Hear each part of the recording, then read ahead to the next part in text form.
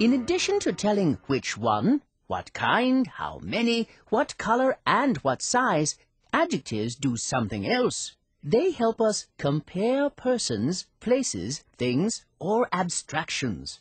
For example, one might say suspect A is mean. Suspect B is meaner than A. And suspect C is the meanest one of all.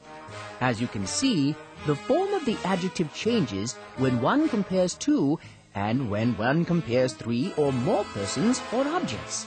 Most adjectives do change their basic form as they express what are called degrees of comparison.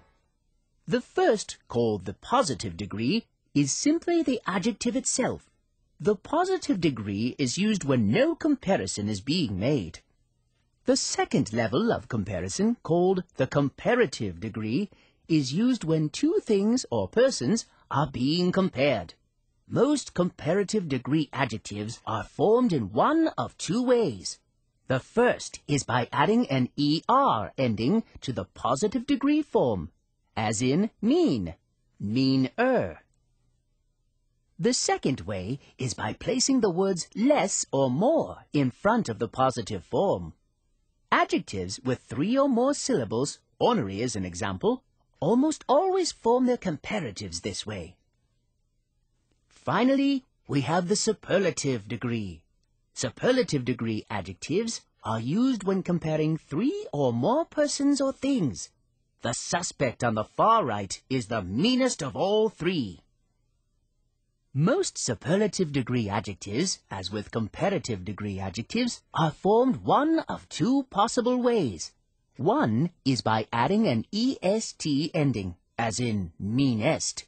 The other is by using the words least or most in front of the positive form, as in least cantankerous and most cantankerous.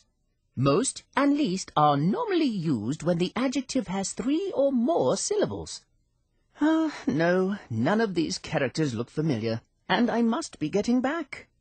And now we come to something, well, I don't quite know how to talk about it actually, but there are some adjectives that just don't follow the rules. No! Yes, it's quite true. We call them irregular adjectives because they form their comparative and superlative degrees irregularly. Two examples are many, more, and most, and little, less, and least.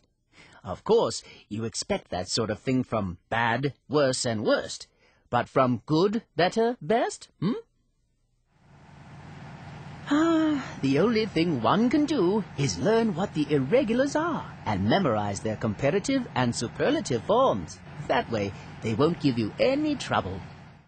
Well now, does everyone understand what we mean by the degrees of comparison of adjectives? Yes, Professor. Good, because I've prepared a little quiz to make certain that you do. Just fill in the blanks with the comparative and superlative degrees of these four adjectives.